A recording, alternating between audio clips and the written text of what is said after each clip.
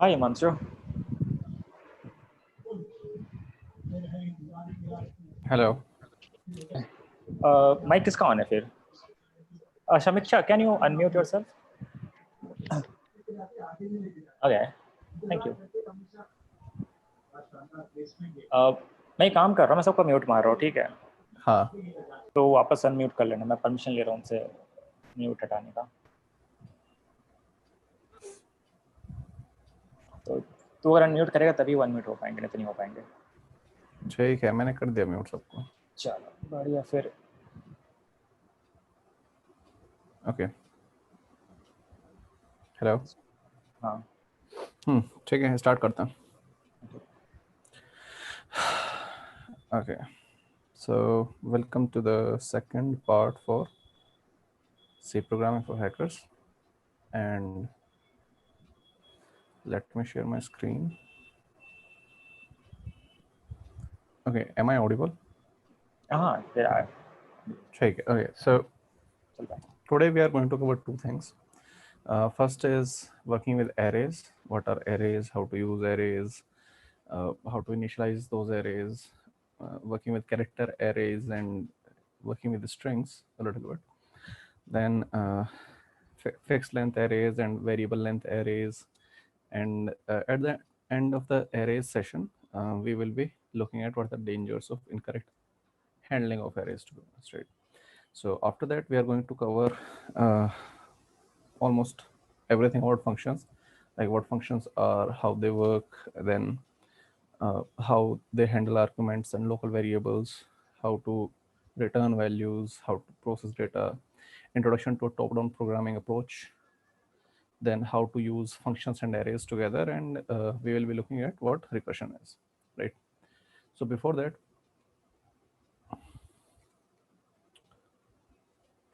did someone solve the questions that I gave in the last session?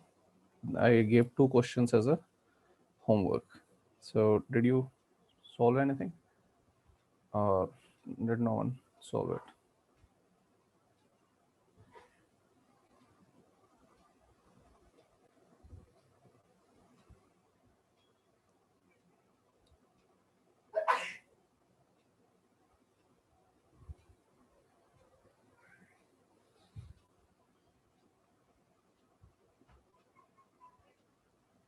Okay so क्या समझ नहीं आया था? Should I unmute you? Okay, so I'm unmuting you, and you tell what was thing that you did not understand. Yeah.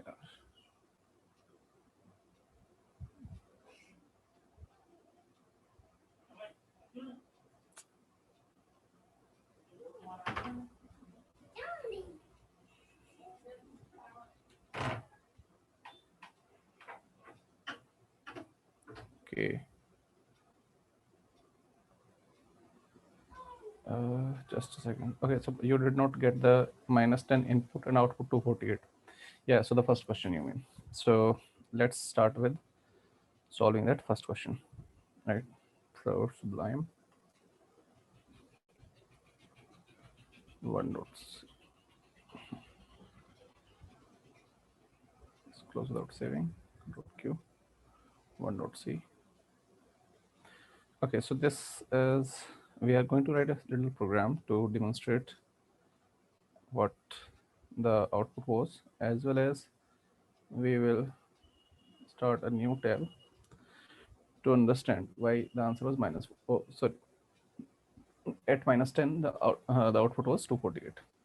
So data types is something we discussed last time.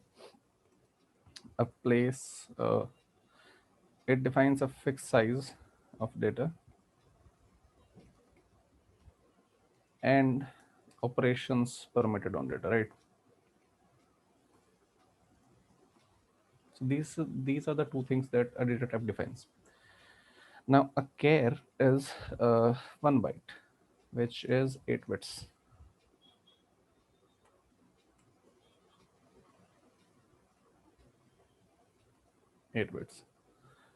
And therefore the least Now the least value that it can hold is, and the max value, right?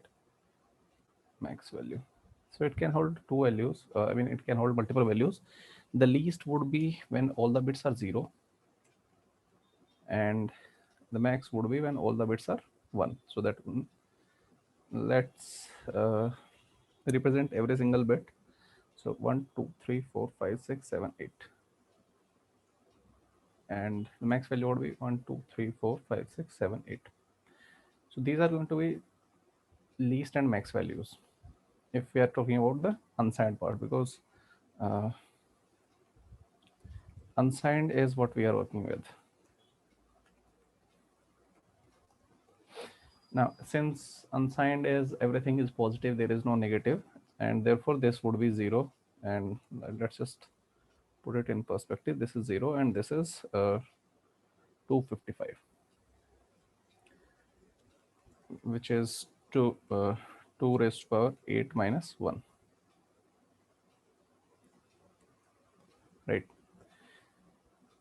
Now what happens is, let's suppose you have unsigned char. Okay, so let's suppose you have an unsigned char. Let's just code it, right? So I will explain there. Now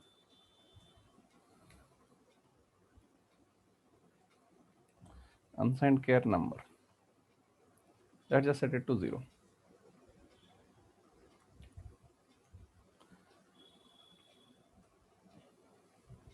%u is to print unsigned numbers. So we are going to print an unsigned number, and since it is going to be a single byte, so we are using %hh then u to just print the byte. So this will print 0. Now what happens if I subtract 1 from it?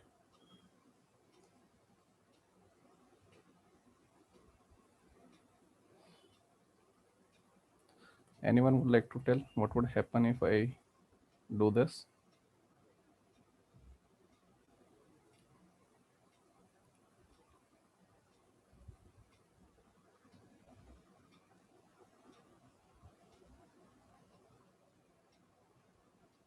Actually, before that, let's just do it this way. 255, and we are going to print it 255, and I'm going to add 1 to it. Now equals to num plus 1. And we are again going to print it. So let's just compile it.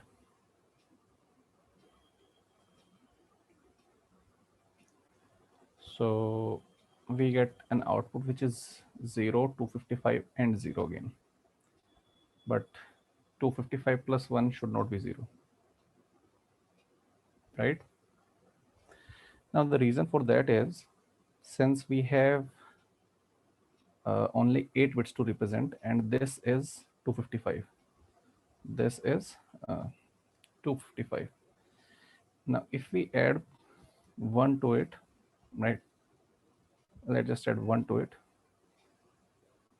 What we get is, of course, the answer is 256, but it requires 9 bits to. It requires 9 bits to represent. So, but we do not have 9 bits because character is a char is only 1 byte or only 8 bits. So what happens is, when you put something which is more than it can handle.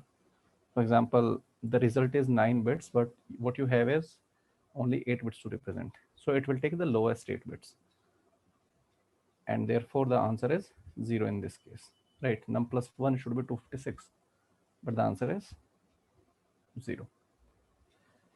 And this thing extends because, say what happens is, when we try to do the reverse part. So let's suppose we have 0 and we do a -1. Of course, that would result -1. So, but that -1 is again in terms of 2's complement would be represented as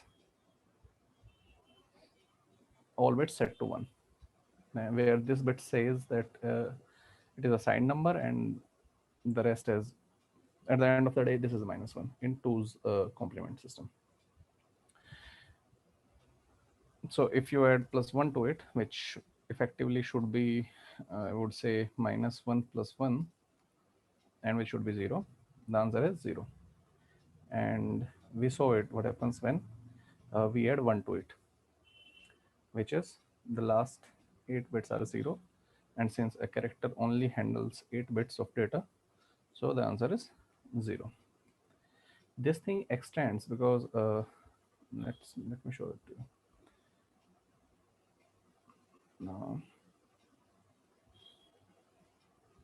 num equals to 0 minus 1.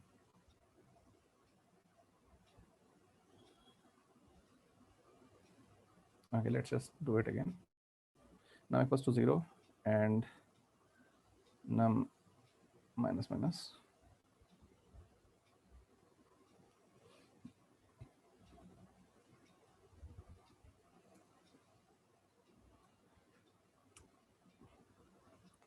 You see 0 minus 1 is again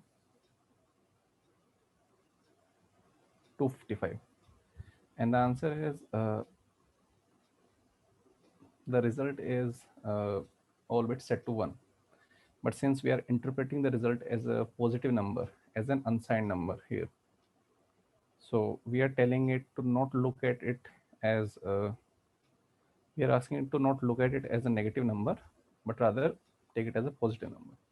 So when we remove the sign, we get 8 bits to represent a positive number, and that is why we get 255.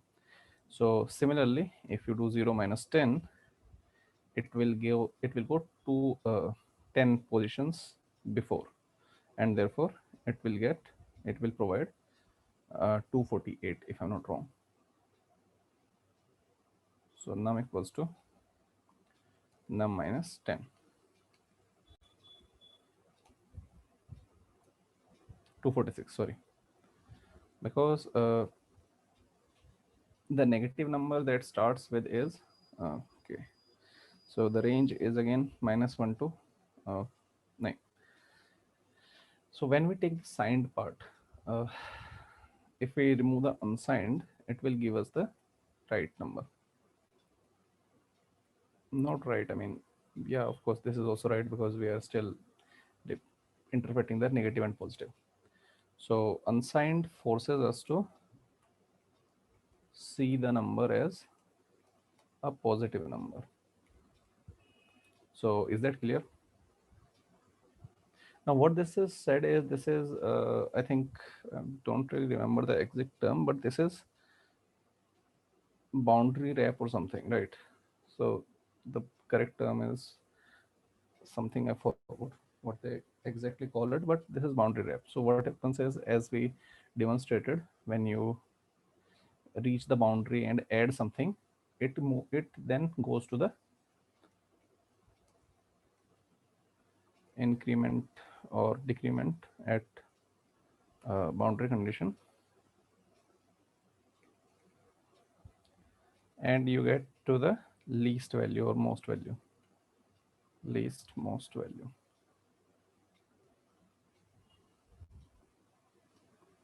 So I think that is clear. Anyone have any questions about this?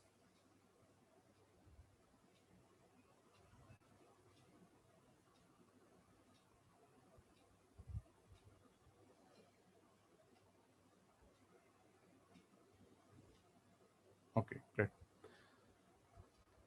Now, someone asked me a question, and which was very, I would say, interesting when you look through the lens of this wrapping part, right? So I received a question. We have an unsigned int j, and j equals to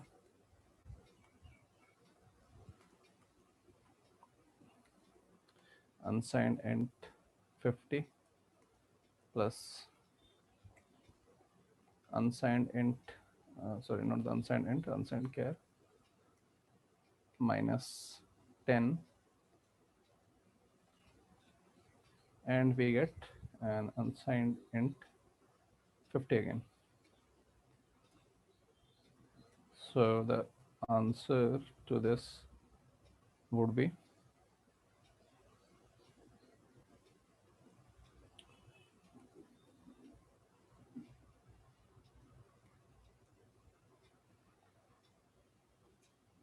346, right? And the answer would be 346 because let's just put a comment here, and this is 50 because it is an unsigned number. Minus 10 is 246, right? 246, and we again have 50, which is 346, right? But what happens is if I change it unsigned char to unsigned int,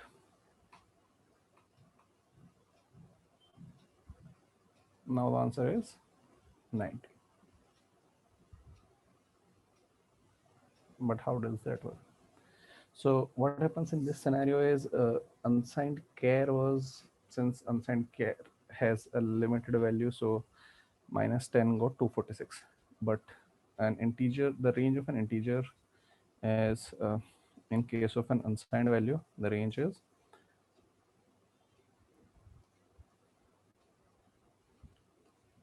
0 to 2 raised to power 32 minus 1. Now what happens is, as we saw in the case of minus 10 on an unsigned char, the same happens with minus 10 on unsigned int, which is 2 raised to power 32 minus 1 minus 10. Not minus 1, but yeah. So it goes that way.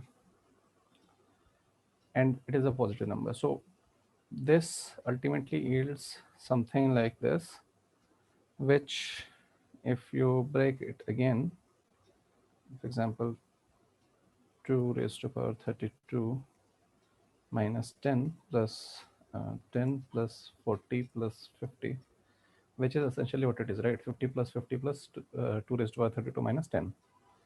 And this will eventually be, this part is again going to get zeroed out because this will, reach again to the boundary part, and then we are left with 40 plus 50, and therefore the answer is 90. Now these are just boundary result conditions, and this is just it is, right? So any questions? Everything that you're seeing here is because we have a limited number of bytes to represent things, or limited number of bits to represent. And of course, if something overflows, if you can, if the result is 33 bits or 34 bits, but you have an integer which only stores 32 bits, you are going to be left with only the lowermost 32 bits, right? So now with that, we all covered the question. Let's move to arrays.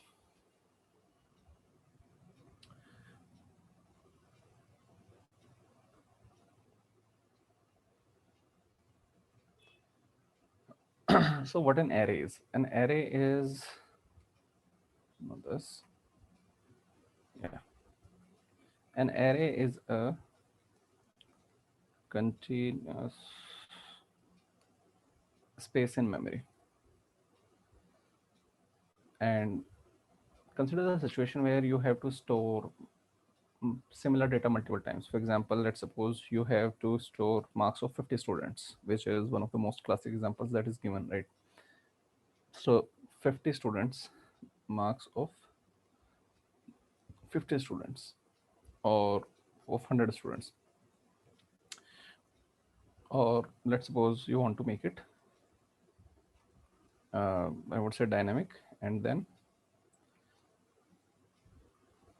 you ask the user how many students there are, or how many values there are that you want to store, and you want to perform some operation on that thing. So a large collection of data, a large collection of data, and you need some operation to be performed on this. Now, one thing that you can do is you can define so many variables, but that would be counterproductive. You of course cannot define 50, 100 or 2000 variables, name them properly, and then use them as they are required. Or the second thing is to collectively place them in such a way that they can be accessed serially, right? And by serially I mean uh, which simply translates to they can be accessed in such a way that base element, nth element, let's say the nth element is base element plus n or n into x or whatever, right? The point is you can directly access the nth element. So what this provides you with is a flexible solution which you can apply thoroughly. Why? Because it does not matter you have 20 elements or 200 elements or 2000 elements or basically any other number which you can work with, because you can always take the base elements address and then you can move ahead that many number of bits, bytes, or some combination of bits or bytes which are going to be dependent on the number of element, which element you want to access, and kind of in this way, and you get that element, right?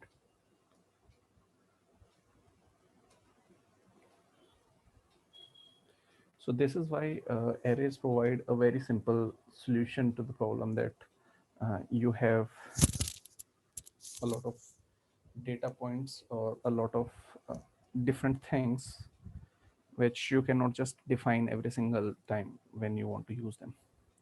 So let's create something. Let's write an set of function to demonstrate our point, right?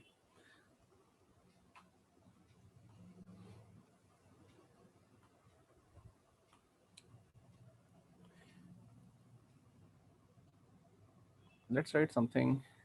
Okay, so let's just define the objective here to demonstrate the, let's say the purpose is to generate 100 random numbers and get an okay, let's just have it to get the average of 100 numbers where each number is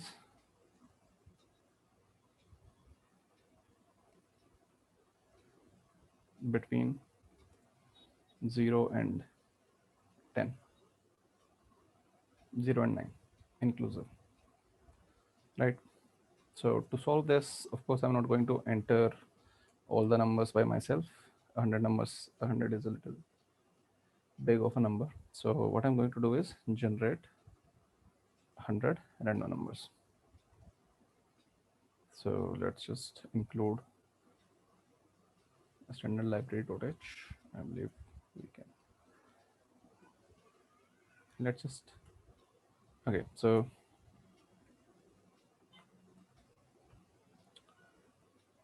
first have a look where the number is. Okay, it is in standard library and it is a pseudo random number generator. So it just returns a pseudo random number generator in the 0 to rand max, that is mathematical range.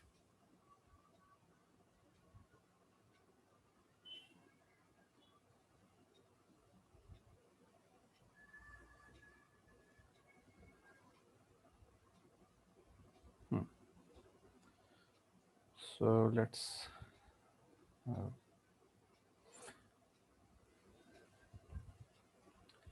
now the syntax is very simple. Each array is okay. Let's talk about the syntax part. syntax. Each array needs to be of a specific type,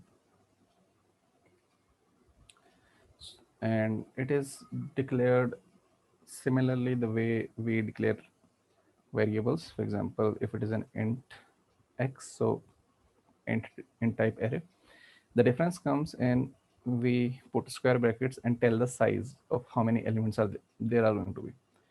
So 100 would say there are 100 elements, and this, and here we are saying that array has a 100 element, array has the space of 100 elements which are integer type. So therefore the total memory used by the array would be 400 bytes, because as we already saw in the last session, int takes 4 bytes on this machine. Now let's run a for loop 0 to 99 or 0 to less than 100, which is actually 100 times, and array I, and we access the ith element or the this element, right? We can say ith element is at, so for example, I want to access 10th element, so 10th element is going to be 9 because this is the 10th element, and nth element is going to be x n minus 1, because the way memory, the way array is organized is the indexing or the array index starts at 0. So do you understand why array indexes start at 0 and not at 1? Because if they start at 1, we have more flexibility, because you do not need to subtract 1, which sometimes or many times brings confusion. So till someone answers that, let's just write the code for this.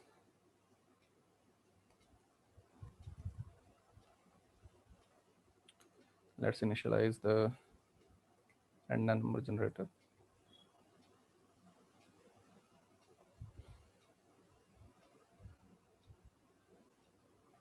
And let's see what we have generated. We can actually do that instead of writing another loop.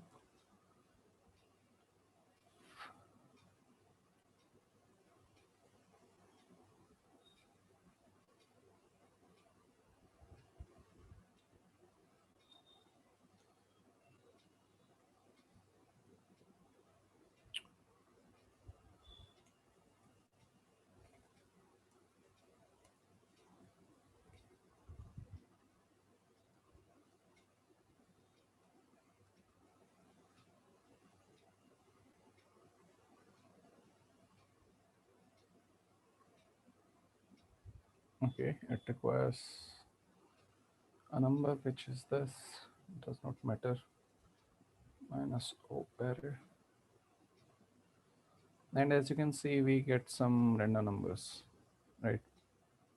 So let's just, instead of 0 to 9, let's say 0 to 99 or triple 99, right? So oh yeah, compile it again.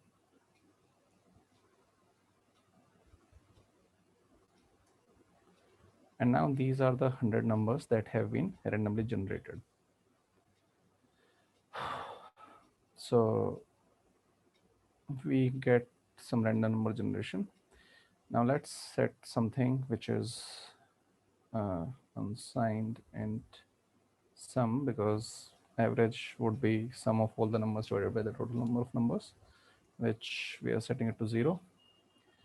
And instead of writing another loop, let's just sum is equals to sum plus array I, right? So we have already done that. Printf, and to now the number, the average can be having the average can be a number which is a decimal number, I mean a real number, or it can be an integer. So to go with the flow, we would say it float. Float average equals to 0 again. And here we are going to set it as average as sum divided by 100, because that is the number of elements we have in this thing.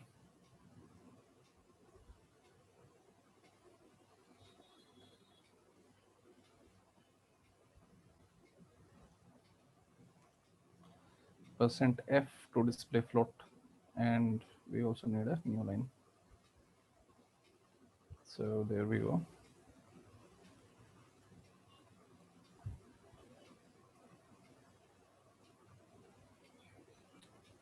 The average is 476.0. The average is 476. Okay. Yeah, so the answer is going to be 476 because I have provided a fixed seed here. And let's make it truly random.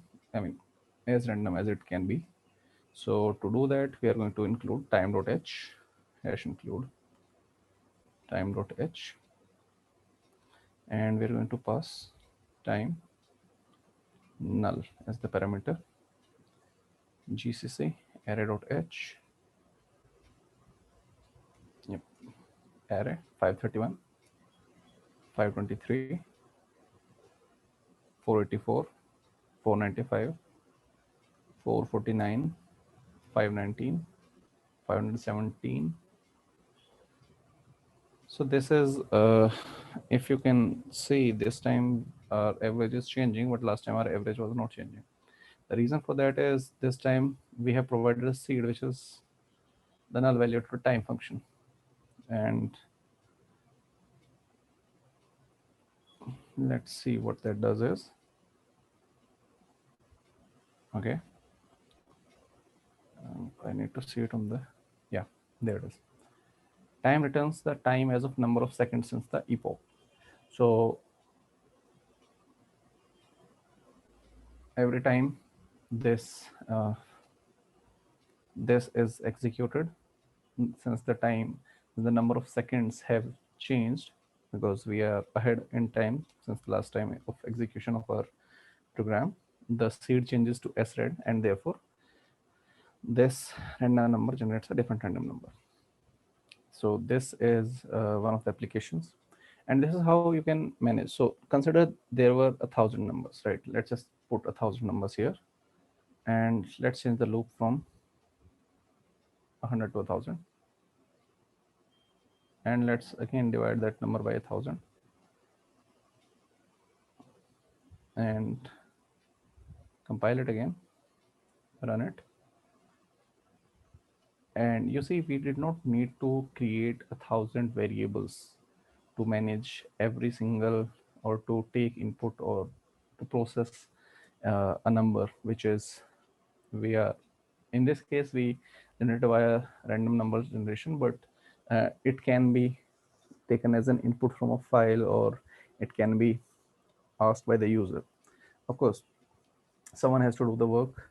In some cases no one is going to enter 1,000 numbers, but let's suppose for some reason you need to enter it, right? So this is how you can effectively access any element, provided you can pass it a correct index, and therefore it does not matter what is the size of the array as long as you can access it. So coming back to the question, why the array indexing starts at 0 and not at 1, the answer is the array is represented in memory as, let's suppose we have, let's talk about this array, right? So let's talk about this array. So it has 100 elements, and every element has its own memory address. Now the first element, let's suppose the first element is at 0x100.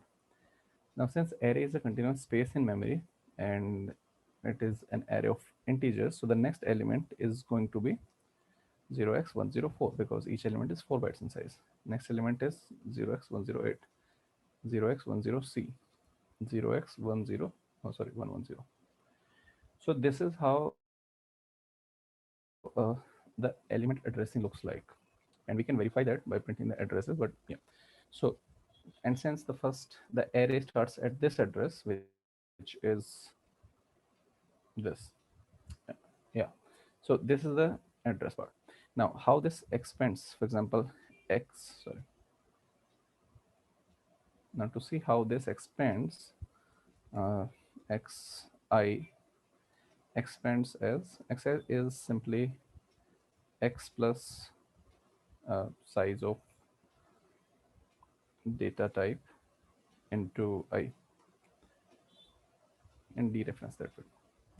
And this might look complicated to you because you have not still seen the pointers part, but in terms of pointer representation, it looks like this, where x is the address or the base address, which is 0x100 in this scenario, and the sense size of data type, it depends upon data type, since we mentioned the data type, or else it would not know uh, whether it is a character or it is an integer, right? What is the size? So size of data type and I. To verify this, let's just make the array 10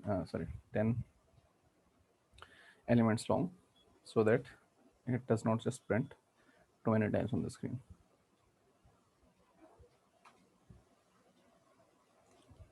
And let's just print value.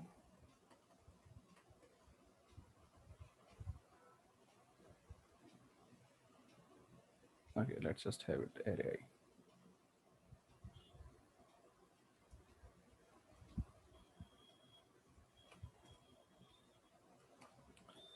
Percent %p contains value. And to take the address of variable, what we have is to have or to obtain the address of this element or this local variable inside memory, we put an ampersand before it, and this gives us the address of this array. So let's just yeah,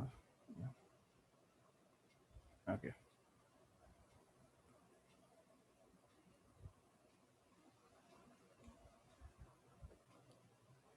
Hmm. I also need to print it on the next line.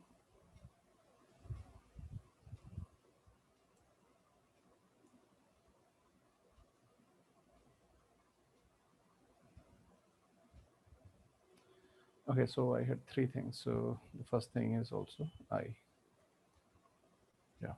So this is, there we go.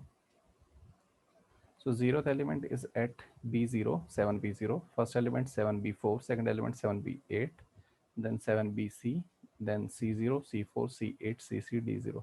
Now, if you notice, every element or the address of the next element is 4 greater than the address of previous element. And this is because uh, the size of an integer is 4 bytes, and you can access ith element on an array by this notation, which effectively expands to this. Now we will be talking about this interpretation or this representation in the session about pointers and pointer handling. Okay, so is that clear how what arrays are, how they are accessed, how they are used, and how they are represented in memory? Or are there any questions?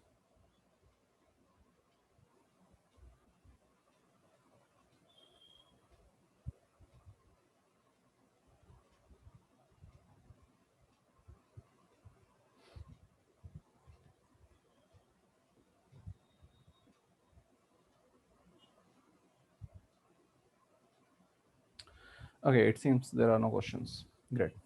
So that was the easy part. What take values in the arrays? Yes. So now we are moving to two things, the last two topics of the arrays. First thing, yeah, okay, we have three things as well: character arrays, strings, variable length arrays. Okay, spelling is wrong, but yeah. Dangers of incorrect array usage. Okay, cool. So let's talk about how we take input as uh, strings, right? So strings, not C.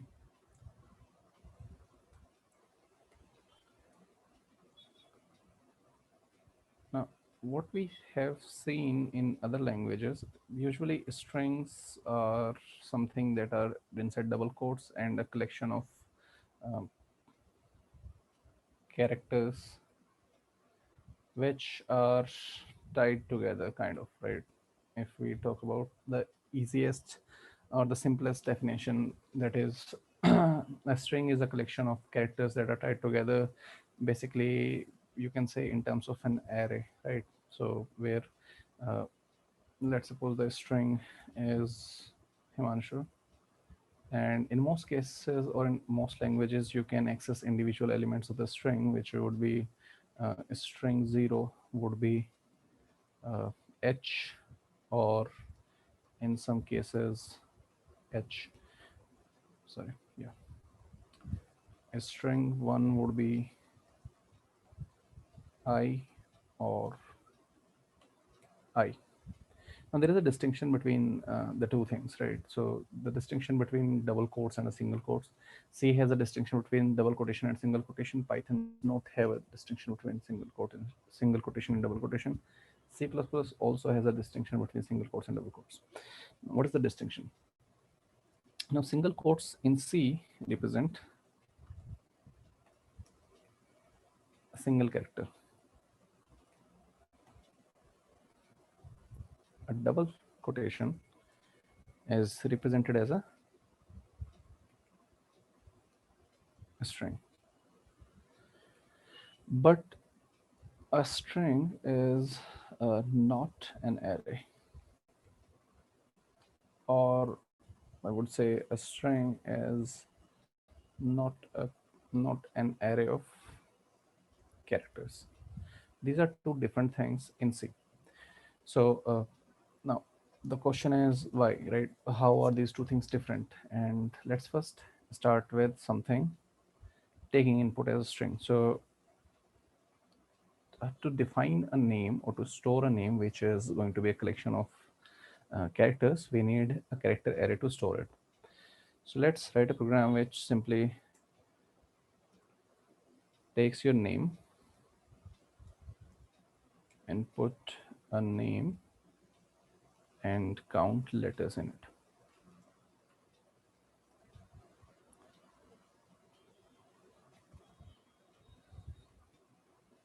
Now, second part can be done with the help of a function uh, present inside a library or a header file known as string.h, which is pretty simple to be honest, right? So starting with this, let's define char name, uh, max 100 bytes,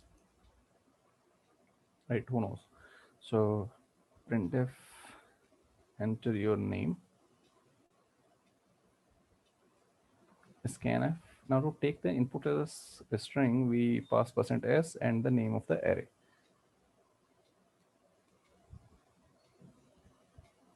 And let's count. Yeah. Unsigned int size. So size is equals to string length, strlen, and name. Printf hello %s and your name contains %u letters, right? Makes sense. Name and size.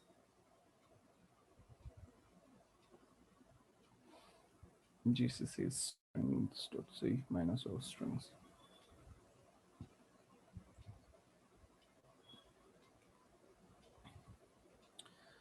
My name contains 8 letters.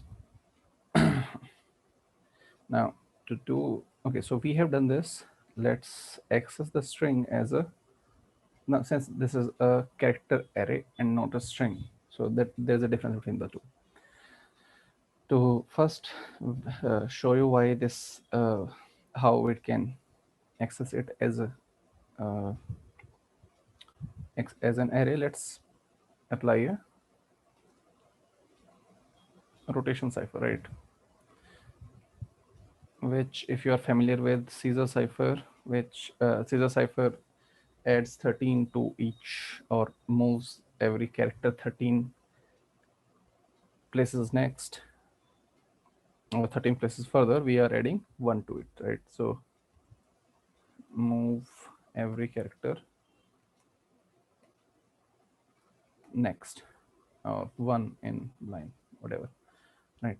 So let's run the loop, and from 0 to size, because we have already determined how many characters are there, and then we are just going to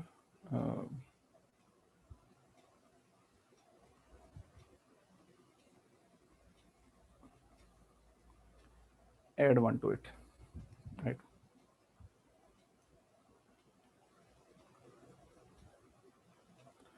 Printf your name, your new name is %s.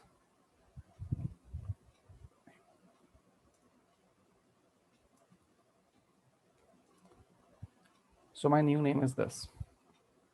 Why? Because it took it added 1 to every single character, and h plus 1 is I plus 1 is j, and you get the idea, right?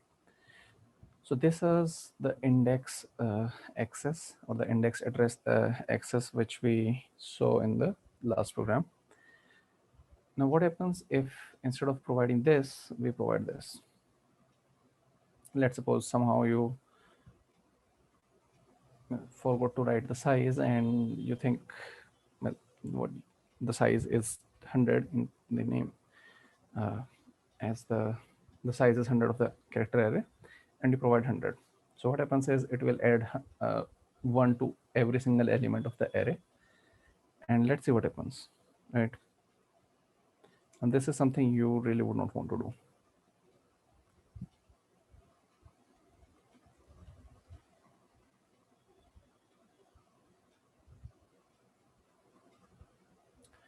And we see besides the 8 characters, we have some more characters,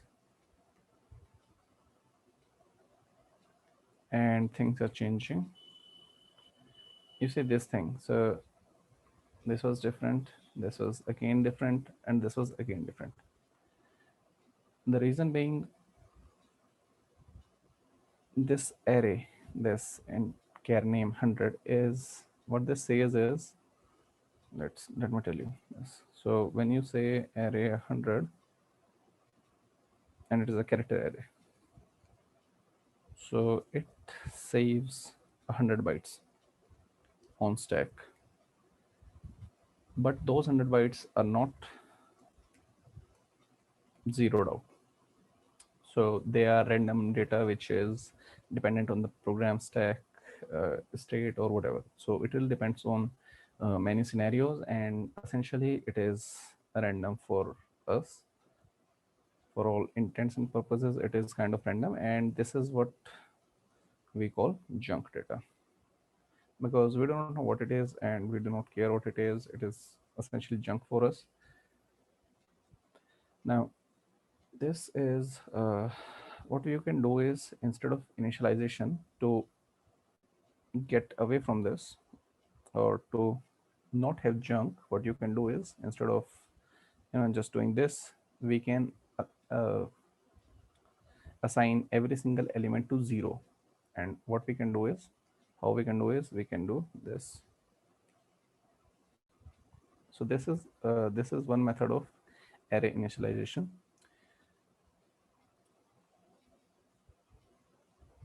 And what this will do is, it will set every single element of the array to null. But I believe this is again going to get some problems. Yeah. Okay, now things are a little bit easier and more predictable.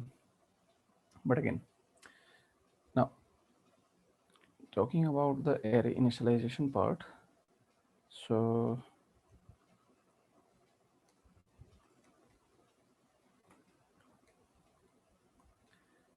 either you can do this thing as we did in our arrays.c program, right? So we assigned a value every single time. Or if your array is, or I mean, the second approach, this is the first approach.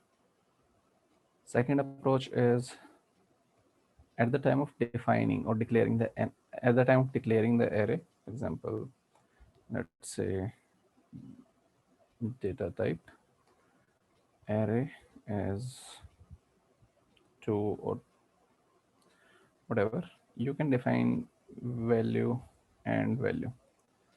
And of course, this value would be of the same data type as that of array, because array holds the values of same data type. Now, we did not use this indexing method or this not this assignment method in this array.c file, because we cannot initialize 10, 100 or 200 elements until unless we really need those specific values at that point, right? So we use this part. Now, this has an interesting property. Not the property, but kind of something like property, you can say that thing. And what that is, let's suppose the array is 1,000 bytes or 1,000 elements long, but you just set only 2 elements, 2, 3. So what this will do is this will effectively make array 0 equals to 2, array 1 equals to 3, and array 2 equals to 0 to all the way array 999 equals to 0. The specification says that if you are initializing array this way, so the number of elements you assign this way, they are going to be this way, and any number of remaining elements, because here we have assigned only 2 elements and there are 1,000 elements, so 998 elements are still remaining. Those will be by default assigned to 0. And in this case, we did the same thing. So we initialized the first element as 0, and we left other elements, which effectively sets the rest of 99 characters as 0 again. So this is zeroing out the array at the initialization time. And here we just add every single thing. Okay, but there is something that should not be here. And let's see GDB.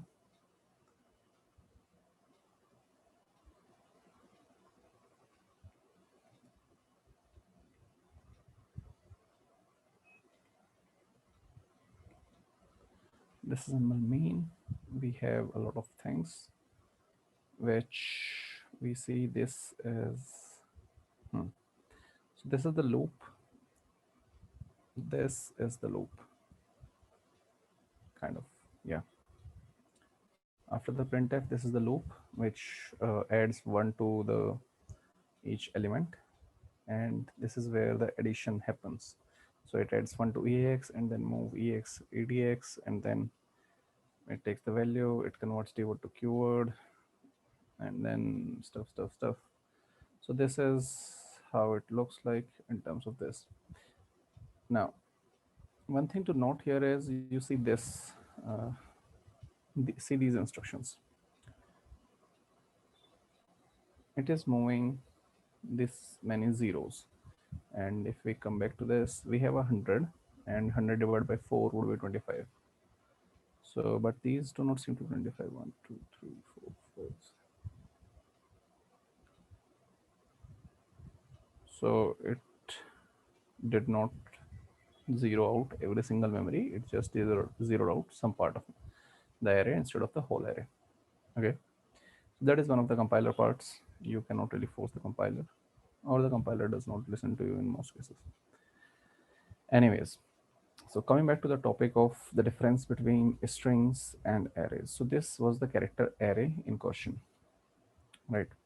To come back to the question of what is the difference between double quotation and a single quotation, or what is a string or what is not a string. Now, a character array is something which is a normal array of characters, which is, again, you can be like, and since each character is represented as a printable character between single quotation, This is a single byte. This is also single byte. This is also single byte. And to represent it as an array, we just sorry, this. So if we do this,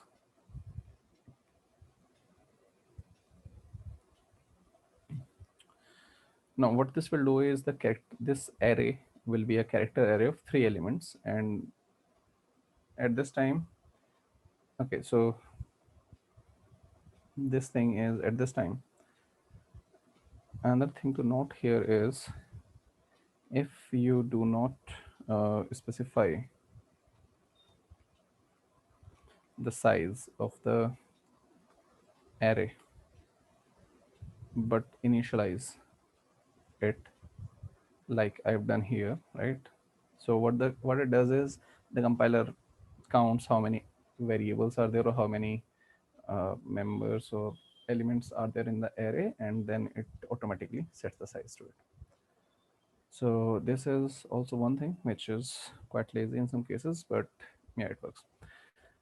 So this is an character array, but if we say the AVC, this is not a character array, right? Not a character array, because anything in double quotation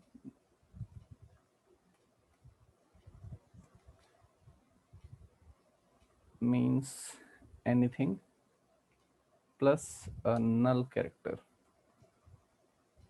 at the end. So this has 3 elements, A, B, and C, but this has 4 elements, A, B, C, and a null. So this is a string which by default has a null character appended to it, but this is a character array. So that is the difference between an array and a string in C, or a character array and a string in C. And that is also the difference between single quotation, double quotation. Actually, single quotation can hold only a single character element or a single 8-bit value, but a double quotation essentially works as a collection of characters. So you can put as many number of characters inside it as much you want. So is that clear, or are there any questions related to this thing? I'm going to discuss now something about so after this I will be discussing about variable length arrays and dangers of incorrect array usage, or what care should we take while using arrays. So should we move ahead?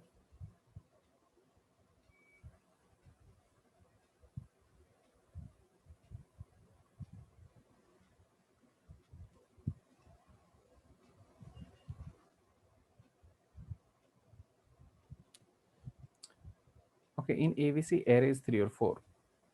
The double quotation means whatever there is plus a null character. So double quotation AVC is 4.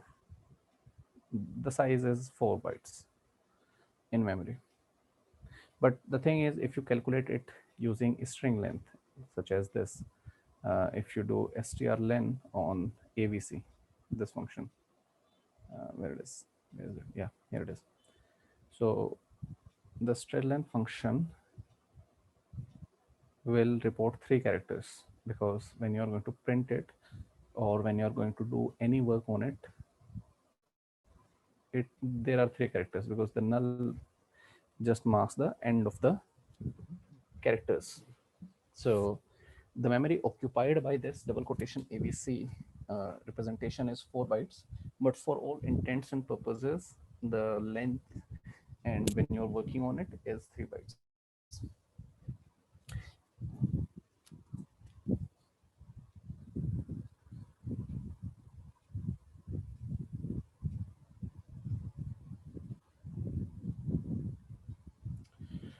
Okay, so moving ahead, we have variable length arrays. Now, variable length arrays is the point where, right, we just saw that if we want an array of 100 bytes or 100 elements or whatever number of elements, we just specify it here, 10, 100,000, 99, or whatever we want, right? Sometimes we do not know in advance how many elements do we need for the array, because let's suppose you give the users Yes, that is a valid operation, and that is what we are going to discuss once we discuss the variable length arrays. Now, so here what we had was to discuss to calculate the average of 100 numbers which were generated randomly. Let's suppose you give the user the ability to tell how many numbers. So let's write the program, which is here array true.c, average of n numbers. Right. So now let's first ask the user printf enter the number of elements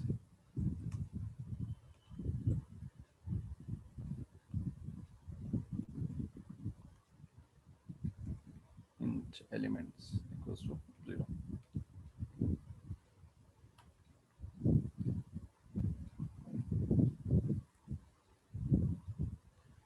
Scanf percent u, let's just put percent u, and elements. Now we take the input as the number of elements, and then let's just describe it that way. Let's see if we can do that, right? Because we know something. Int array elements.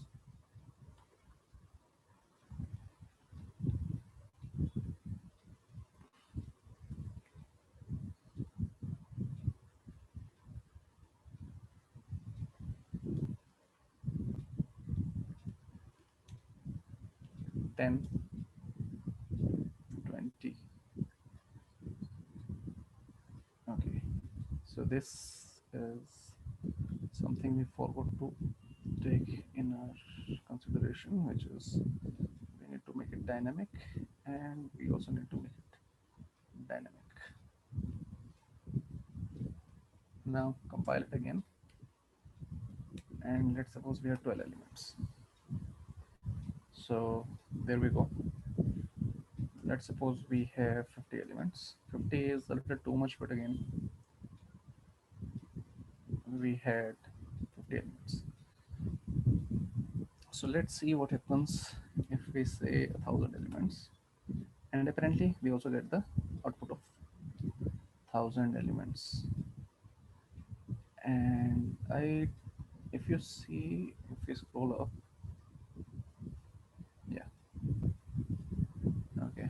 Now you see these all have consecutive addresses, and even if we go any way further, we see a lot of things, right?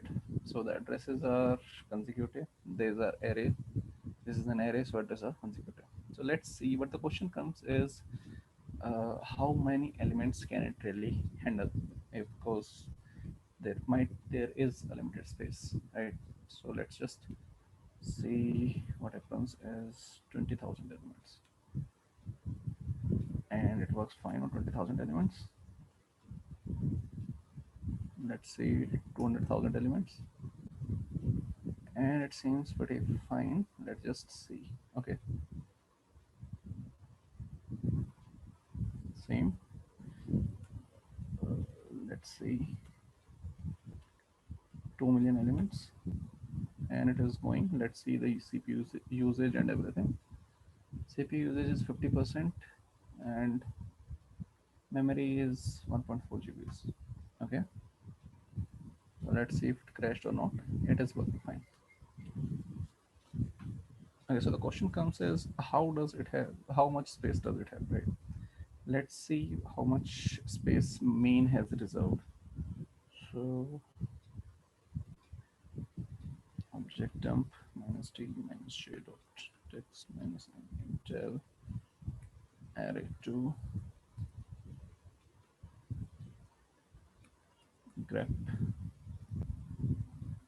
main minus a20.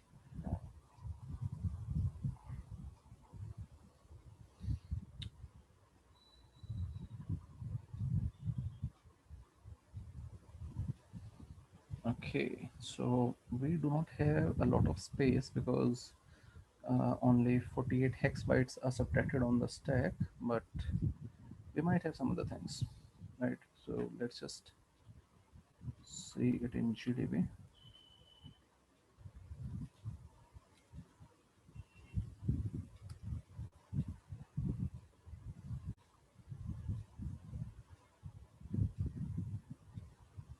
This is the call to random. This is something something.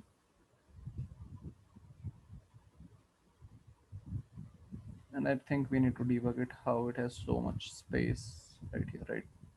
Now, let that be for now. So that was how we discuss or how we can use variable length arrays. It is of course not recommended because uh, at a certain point in time the space must be coming from somewhere, and if it is on the stack has a limited space. So if you really need to use variable length space, for example, you need to ask the users how many elements do you want, right? So the best thing I would say is to use dynamic memory. You can use malloc to allocate memory for those number of elements. So instead of doing this, I would suggest what you would have is int pointer to array as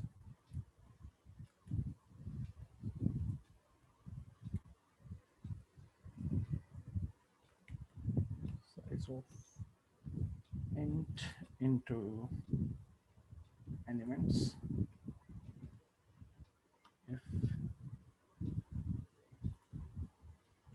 If malloc returns null, that means there's no memory. So printf no memory for this many elements, right? Um, and let's just return one. Just exit the program. And if we have memory, let's just free the memory. So this is a good practice. Let's just GCC it again.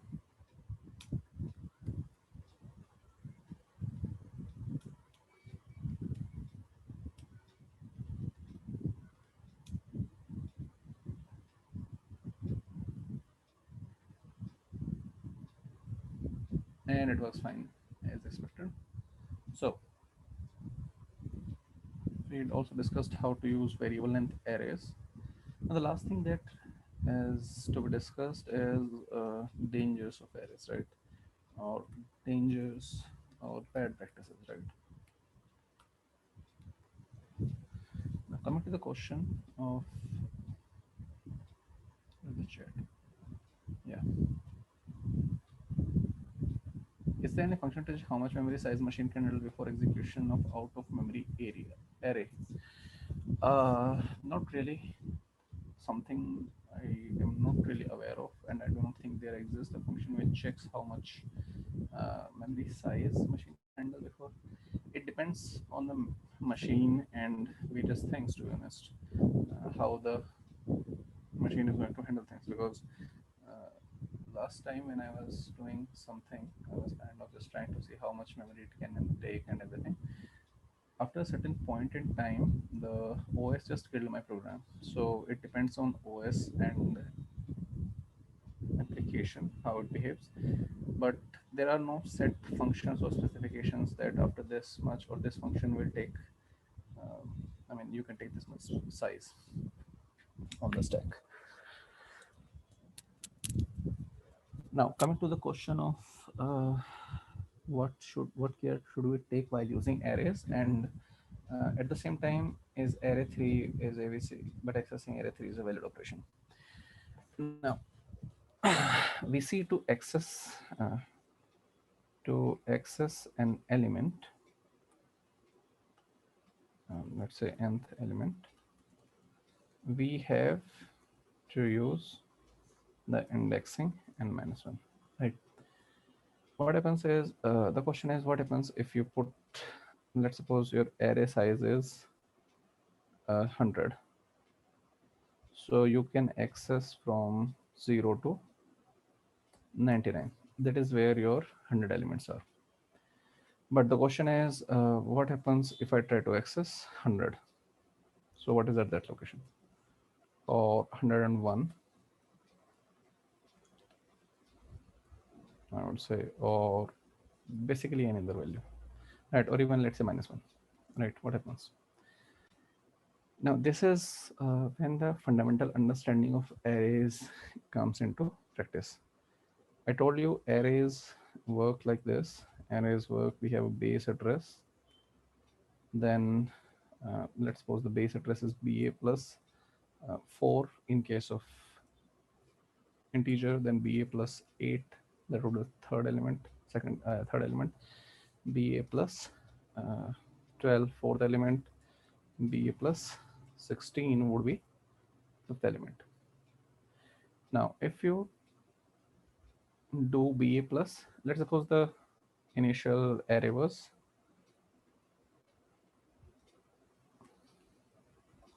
4 elements in size, actually 5 elements in size, but you want to access array plus array 5, which is the sixth element.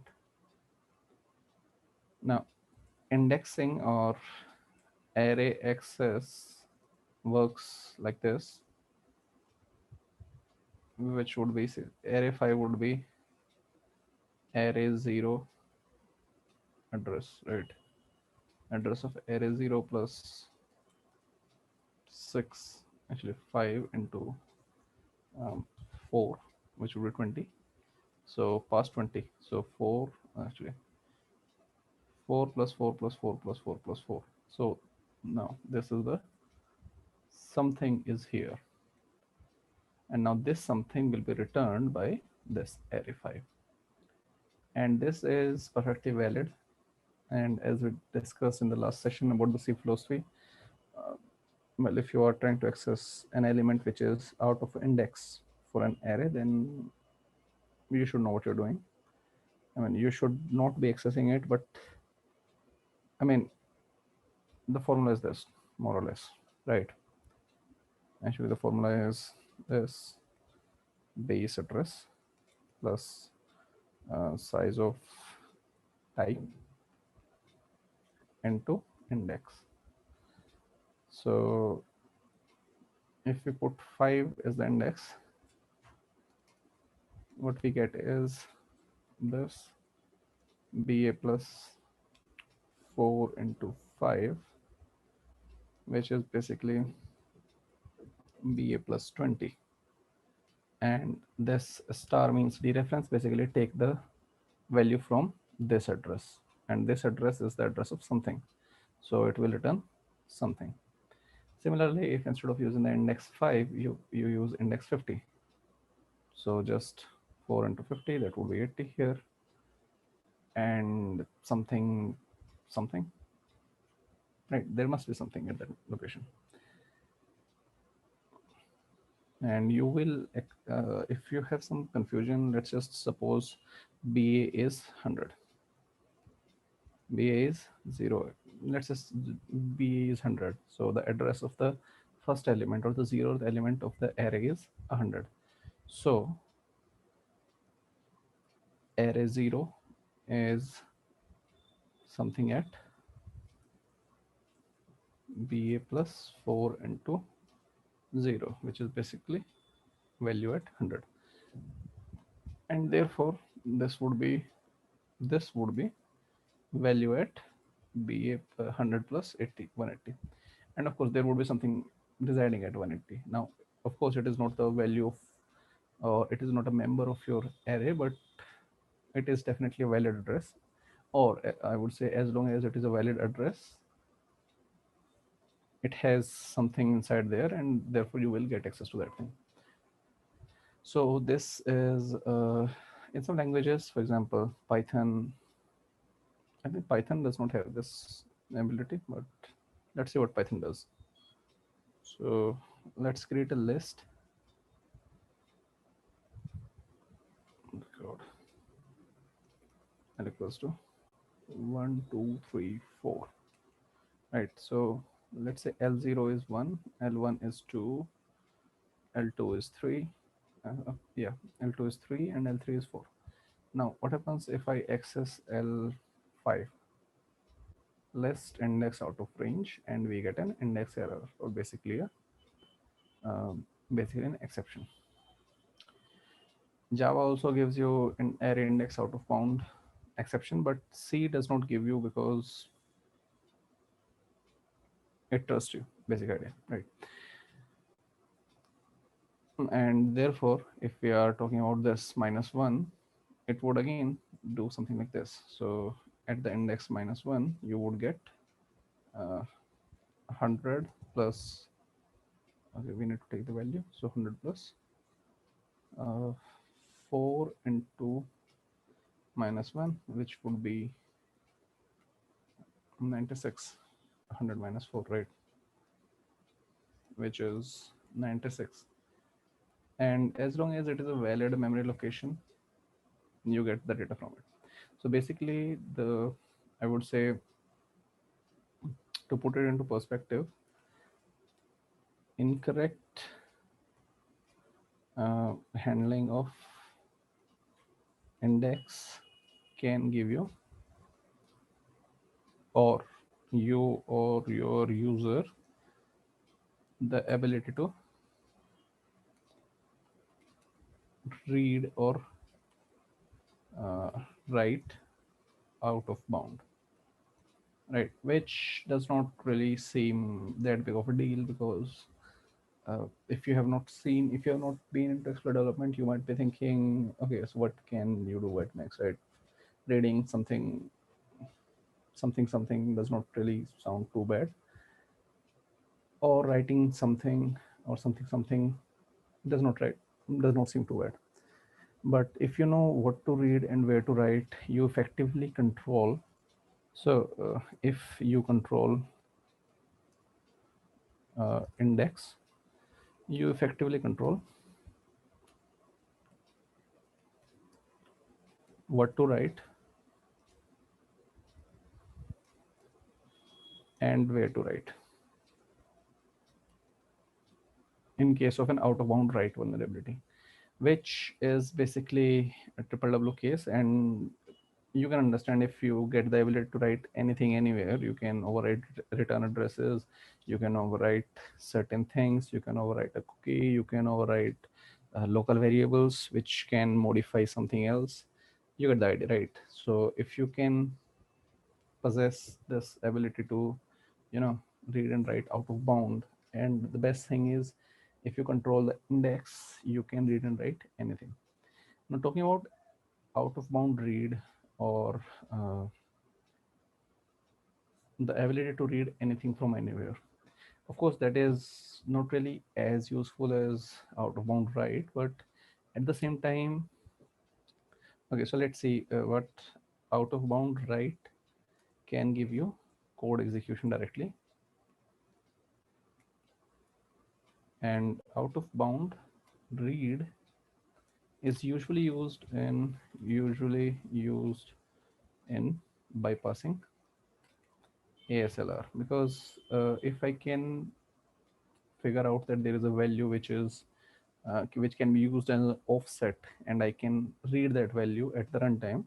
So even if ASLR is active, so even if I would say ASLR is active, that value is going to get randomly changed. But if I can read that at runtime, I I actually get the access to uh, calculate offsets, and therefore bypass ASLR. So this is something which can happen if you do not handle the arrays properly. Another thing that I would say is problematic in this scenario is, let's go back to our original thing, right? So, and actually, yeah. So going back to this thing, so this also has a vulnerability. This program also has a vulnerability, and to be honest, and if we do it this way, elements, or in some cases, what people do is, if you have been to college, or in your class, the program has been told that take an input from user, how many number of students they want to process, or how many number of elements they want to process, and then process those n elements. So what you do is you define an array, which is usually 100 or 200 bytes, and then you take the elements, and then you process those things. Now, in this scenario, so first we are going to talk about the first scenario, right? Actually, yeah, okay, control Y. So first things first, we are talking about this scenario. You have an array of fixed size because you don't think that you or your user need to process more than 100 elements, and you're pretty sure that the user has less than 100, for example 20 elements or 50 elements to process. So this code looks pretty much pretty simple, but the thing is I control the elements. So what happens is if I put 100 or 200, I can overwrite the remaining 100 from I can if I put elements equal to 200, well, I get access to the next 100 or next 400 bytes, next 100 integer elements, which are offset from this array address. And you can understand this is basically an out of bound write vulnerability. And of course, out of bound write is different from I would say an arbitrary write, but at the end of the day, if it is pretty close to an arbitrary write, pretty much the same thing, right? So this is a problem. And since another problem is the input is taking as an integer, which is a %d, and of course this is an integer, so but the index is not supposed to be negative. So another problem is if the index is negative, I can access previous elements. I can actually, okay, so thinking about this code, I might not be able to access previous elements, but you get the idea, right? If you control the elements, or if you control the index, you can do pretty much most things in most cases. In this case, if I put -1 or -200, then I is not less than elements. Okay, and this is not true. Okay, and therefore the loop will not run, and we get something which is 0, and we just exit, right? So just leave this right now. So this is again problematic if you are using if you're using the number which is not supposed to be negative. You should be using an unsigned number. So the better part would be unsigned int and use a %u. So that is one of the I would say advices for secure coding. Now let's move back and let's see what happens in this scenario where we have dynamic allocation of memory. Now in this dynamic allocation, what we are the problem is, again, first this is the problem, and this is the actual source of problem, to be honest. The integer data type of the elements and not an unsigned integer, because what happens is malloc takes an unsigned number.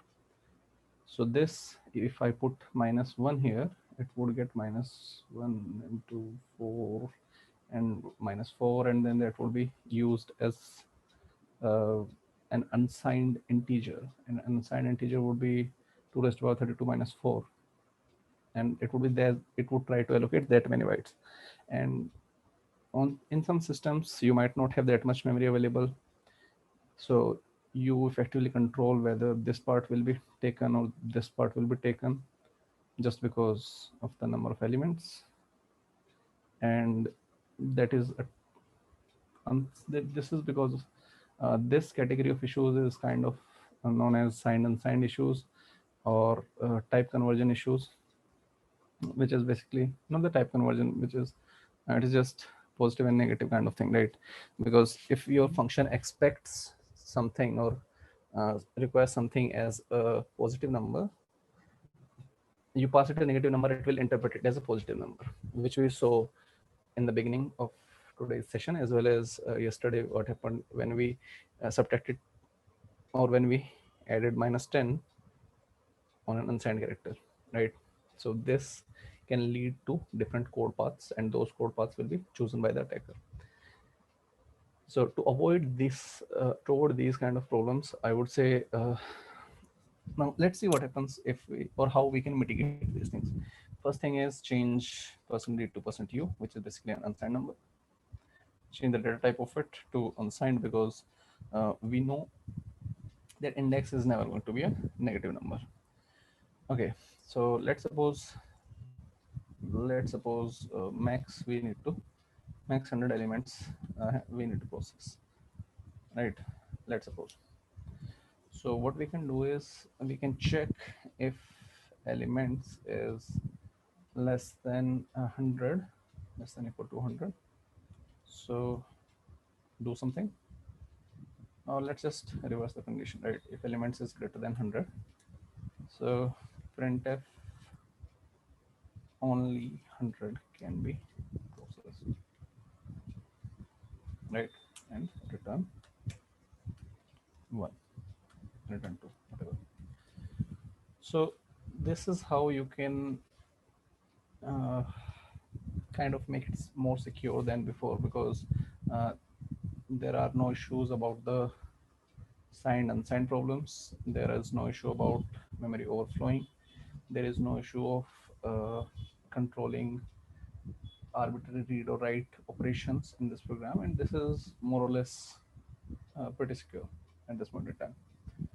So any questions?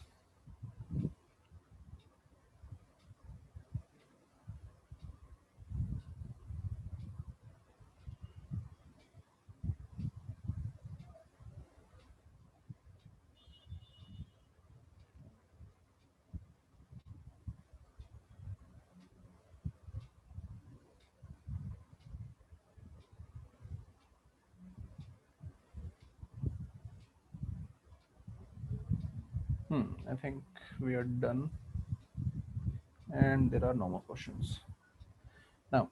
So today again it got 1.5 hours and we have covered only half, but if we are going to cover the next part, it will again take at least 1.5 hours. So let's cover the functions in the next session, and from the next session, uh, from today itself I have wanted to just take only 1 hour or 1.5 hours, because 2 hours 3 hours is a little too much to handle for others, as well as it really takes too much time, and 1 to 1.5 hours is pretty much a good time to uh, focus on things, right? So we will be covering functions in the next session. If there are any questions about the arrays or any other thing which we covered today, please ask, because we have covered what we planned kind of today, right? So we are going to cover functions in the next session, and I'm unmuting you in case you have any questions. Just a second. So how do I Look, my camera on mute. take it? Okay. Okay, you guys can ask question now.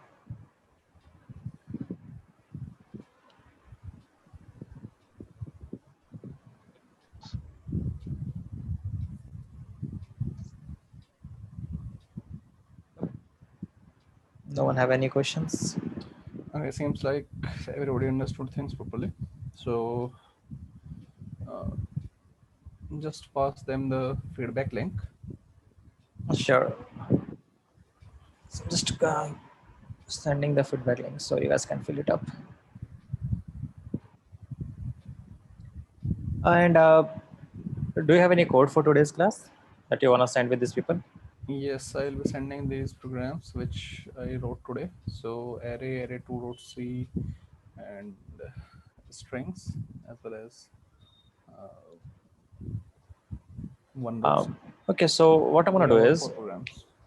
whoever sending the feedbacks, I'm just using their email address and send the code directly. Okay, great. So go ahead and fill the feedback form. This will actually help us as well. So, so I'm just going to put it in everyone. So this is the form, and I'll putting this same form in our website as well. I'll update the same thing.